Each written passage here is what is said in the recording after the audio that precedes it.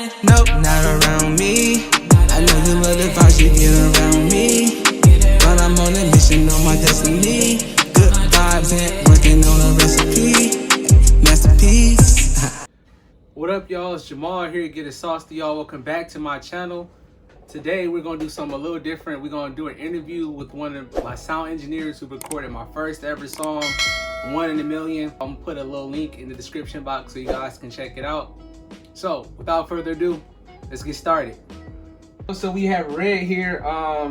This is my sound engineer for 1 in a Million. He also recorded my brother Odessey song. So tell us some things about who you are. Who is Red? I'm a father. I'm an engineer.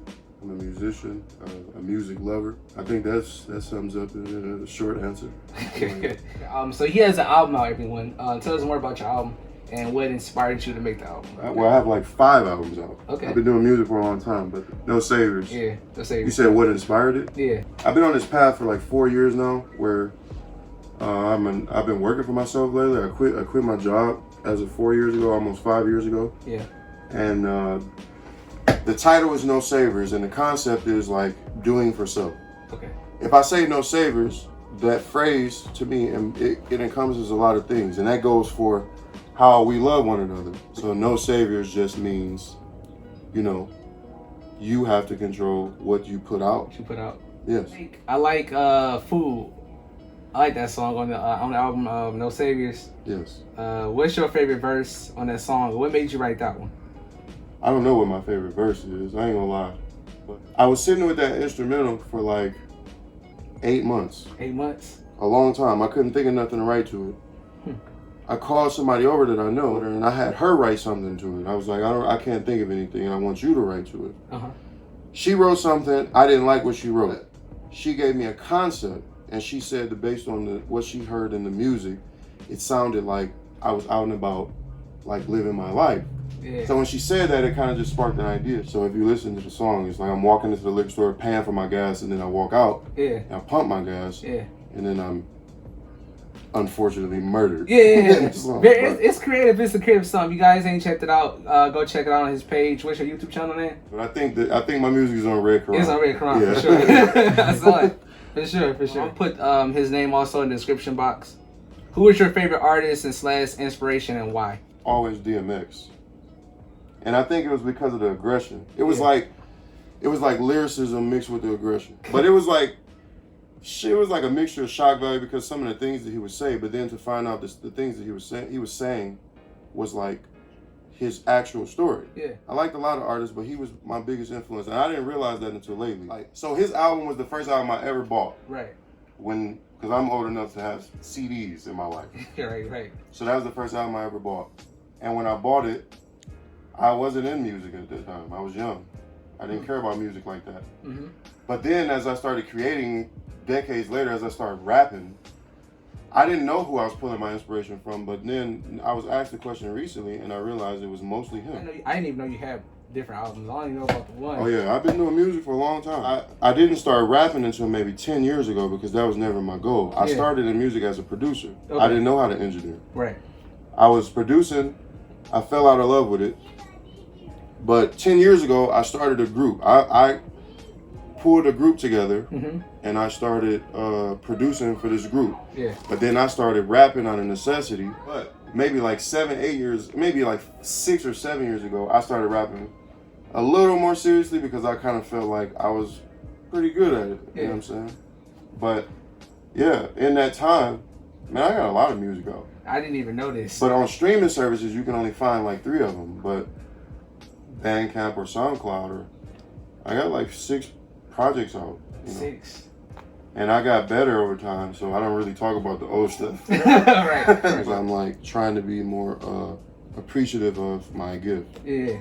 Because I figured why have the ability to mix and produce and rap and not use it, especially if this is what I do for a living, for real. That's inspiring because like a lot of artists, I think even my brother going through that same situation where it's like you could do more than sing and rap, do both, but then it's like the industry try to put you in a box.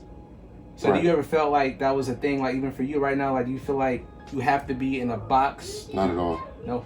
Like, because I'm not, I'm not signed or, I'm not beholden to any contract or anything like that. So Right. and like that's one of the things that's really made me inspired too, is the fact that I really had the freedom to do whatever I want artistically. So like a lot of people, when I talk to people about them and how they feel about my music, they talk a lot about my concepts. Yeah. So Interesting. Yeah, very interesting concepts. the thing that I least expected with this No Savers album was the fact that so many people would like food. Yeah, yeah. And Yeah, I'm like- surprised that you saying it in the interview, but a lot of people mention food, and that's the song that I made last That's funny. and put the least effort into. Yeah. I don't think there's any such thing as a box, unless, like I said, you're beholden to a contract or a label or and then they're like- interviews or certain types of things, and you got to limit to how you say stuff. Yeah. right. But that's very I'm not signed. I can do whatever I want to do. Yeah. All right. What were some of the challenges that you faced starting as a sound engineer, audio engineer? Like just getting the setup, getting like bit by bit. Like did you buy stuff all together, bit by bit? What were some of the challenges you faced starting your own Well, business? the main challenge, yes, was money. Oh, yeah. Because when I first started engineering, I was just doing it at the crib, literally in my first apartment. Okay. I was living in Westland, Michigan, little cheap apartment, and I was just having homeboys come through and record. And I had like $400 worth of equipment. It was just a little cheap mic. I think it was a USB mic, man. And the mic was probably like $80. Yeah. And I was using, it's an interface that's sitting right on that table right there. Yeah. That I was using back then, and that interface was probably $300. And I had it hooked up to a cheap computer. And then, you know, when I was like, because I never intended to be an engineer. So when I started trying to actually do it, Yeah. I'm like, man, this stuff is expensive, bro. Yeah. The microphone I wanted was $1,200 alone, Sheesh. and I was broke. In 2015, when I first started engineering for a living, Yeah. I was making like $300 a month, and I had like 4 clients. I would get 1 session a week. Yeah. That's an interesting little side hustle though, with $300. Yeah, but guess what though? What?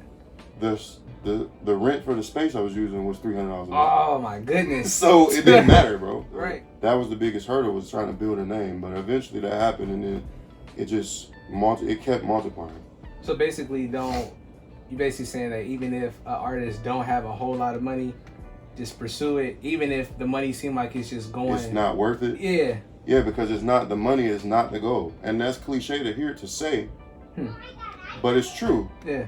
If you think about it, like the money is the money at first is like just a byproduct of what you're doing. It's like you're doing something you love. If you chase something like with the intention of capturing it Yeah. for yourself, Yeah. the money comes later. And I'm not talking like I'm rich, but I am talking like I'm eating off of this and feeding my Right. kids. It's a living. It's a living. So For sure. at first the money was not like I said, I was just working to keep paying the rent and then I had to go work a job Yeah. to Still. maintain it. I just watched an interview with Akon, and he literally said something just like, I don't know if you've seen it. He had said the same thing. He was like, artists, it's still okay to have a 9 to 5 to pay the bills, but while you doing that, don't stop your art. Right. He just talked about it. Same thing you just said. It's interesting. It's true. I agree. I feel it. What's your next mission, your plateau that you're trying to reach now? Not doing this anymore. My next stage is having a bunch of people work for me, and it's within reach. Okay. Like I already have several people asking to work for me. Yeah. As engineers or whatever. You seem pretty introverted. Are you consider yourself introverted? I'm the introvert king. Yeah. Yeah. I don't want to talk to nobody. I don't want to go nowhere. Yeah. Until I do. Yeah. But otherwise, yeah, I'm straight, bro. Yeah, I'm the same way. I feel you on that. I feel like too, as an introvert, like sometimes we can get lost in our head. So I feel like, especially if you're an introvert, you probably need really need therapy because like you're not really talking or around different people. So sometimes things can kind of get in your head. It becomes an echo chamber. Yeah. That's exactly what it is. Because you be in the room, like the room becomes echo chamber. If I have a thought and there's nobody there to combat it, or there's no love in your life, like, and I don't mean romantic love. I mean, let's just say you don't have family. Because there's a lot of people like that. Yeah. If you in a room by yourself, you don't have no outside sources to draw from, and you come up with a thought like, I'm worthless. Right. What combats it? Right. Who's going to tell you otherwise? If nobody ever taught you how to combat it internally, how do you combat it? Right. That's good. Yeah, that's right. Being introverted has been almost more of a hindrance to me than anything else, because you get lost in your thoughts. Being invited to something that I don't necessarily want to go to, and being like, I don't want to go to that, and then going anyway, and then realizing, like, I had fun, bro. It's like challenging your comforts. Because, man, I've been invited to so much stuff, and then, like, in the last 2 months alone, I've been invited to so many things that I wanted to say no to. I've been invited to the club and listening parties and private listening sessions. And, I was invited to a show in Grand Rapids. I've never been to Grand Rapids in my life. That's a 2.5-hour drive. Oh, yeah, I know. I don't have, you know what I'm saying? Like, I was like, I had every reason in the world to be like, no, I'm not going. Right. But I went. Another thing that I learned as an artist is that when you deny yourself those opportunities to connect with people, which is essentially what being social is all about, you deny yourself the connections and the relationships that can propel you to the next level. Doesn't necessarily guarantee anything, but if I'm in the house, I'm not meeting anybody. Right.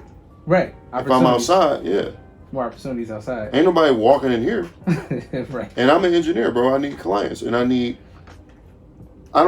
people to teach me how to be better. If I meet another engineer outside in the club or wherever, and he teach me some things I never even thought about, I become a better engineer just by a conversation with somebody. See, now, to me, I feel like because we live in such a tech-savvy world now, you technically don't have to get out the house. You can really find people online through marketing or ads or just reaching out to people.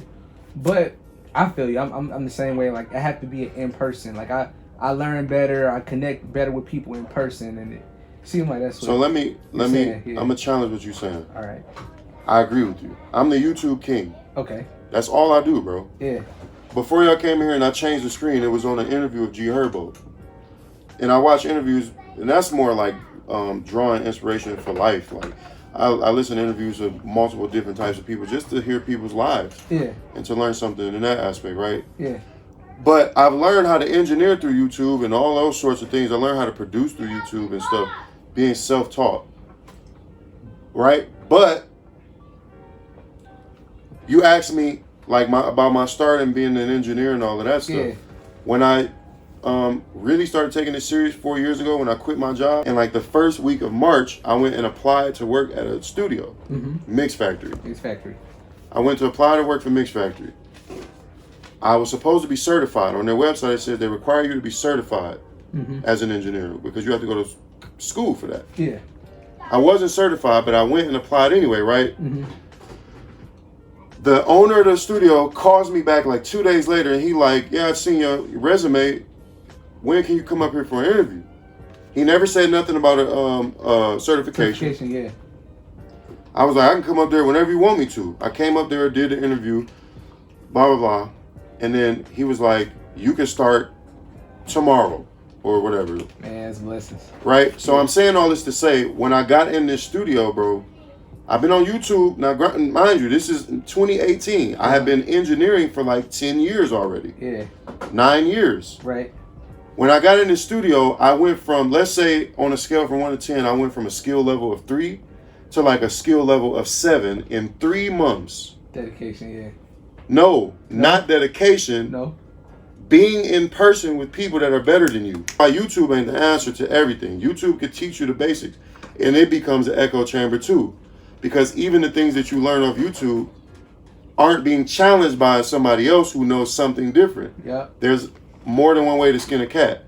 So if I go and I find a YouTube channel that I like the way that they teach me engineering, right? I'm only learning that way. But if I go to a studio and I work amongst 20 engineers and they all do things different ways, I'm drawing from 20 different places at one time. That's smart. Because outside is where you meet people. And people is how you learn. Like, you know what I'm saying? YouTube is one way. That's cool. But I'm telling you, I learned more in 3 months in that studio than I did at all on YouTube. And what makes you successful? I don't know if I'm successful.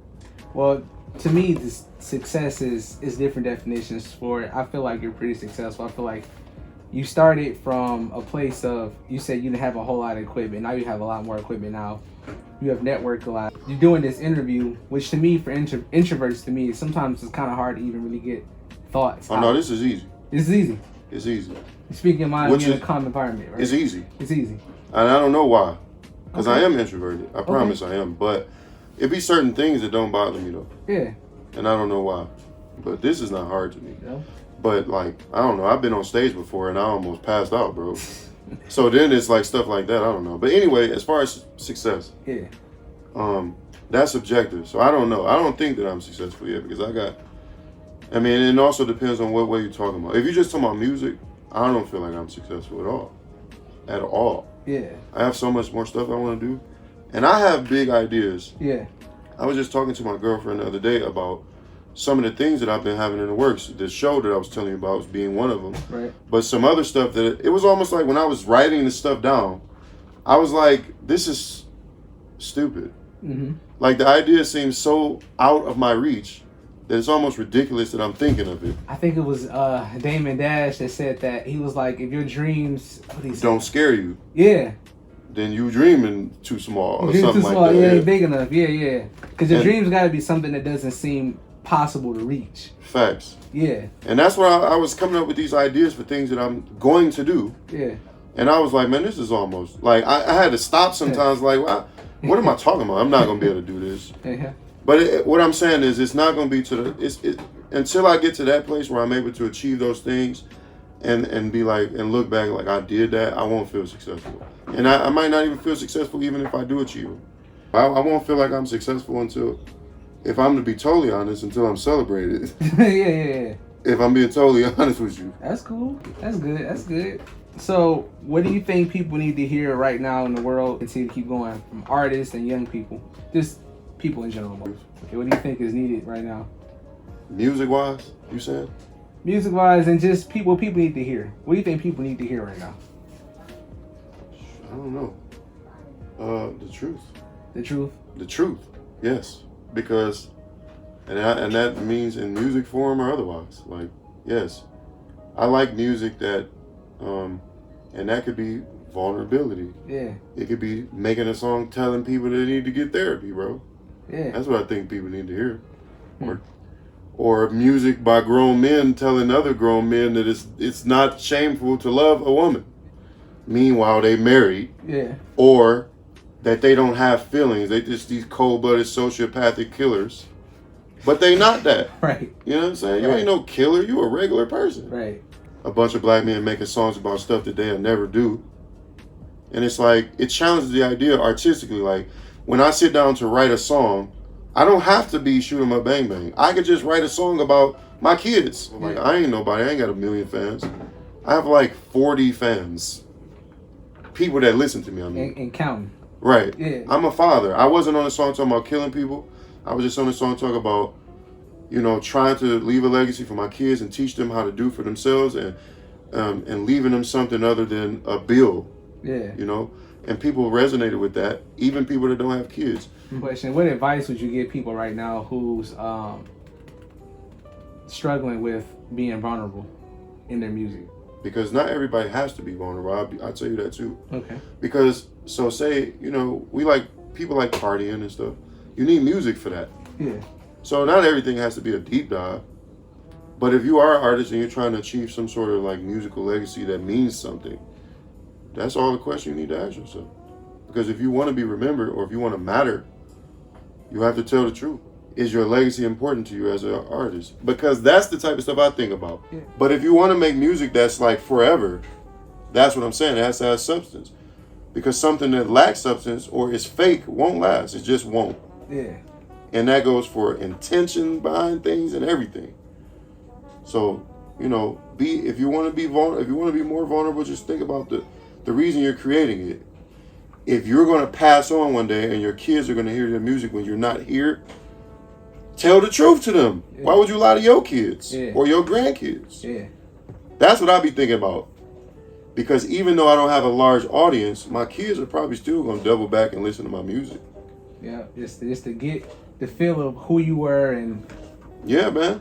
what you leave behind. That's what I was saying. Like if I died today and my kids live to be 40, 50, 60, 70, they could always go back to listen to my music no matter what. The vulnerability, whether you want to be vulnerable in your music, just shows it goes according to how important you think your music is, I guess. Because if you're just a party artist, if you make music for parties, who cares if you're vulnerable? That's not the point. But if you want to make music that's like forever, that's what I'm saying. It has to have substance.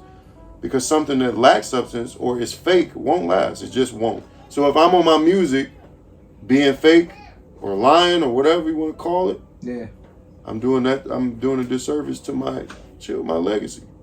yeah, That's how I think about music. yeah, Regardless of whether I'm a millionaire doing this or whatever. yeah. Because that's all that matters to me, my kids, bro. Yeah. And Let me ask you this before you turn it off. All right. Why are you interviewing me? Well, here's the thing. You was the first person I came to record through my brother Jalen, Fine Odessey. And I don't know, you just seem like an interesting person. Like you have like a lot of wisdom about you, I feel like. So I was like, man, let's get this interview going. You gathered that from our few interactions? Yeah. And then I seen the little Instagram clips that you had on there, and I appreciate that. yeah, you got a good judge. I was of just character. curious. Yeah. Yeah. I appreciate that a lot. But subscribe to my Instagram. The guys are watching with X over the O in God's. Where can they find you at?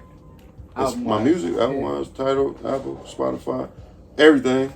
Amazon, Deezer, whatever. Napster, whatever you need. I'm on all that. Cool.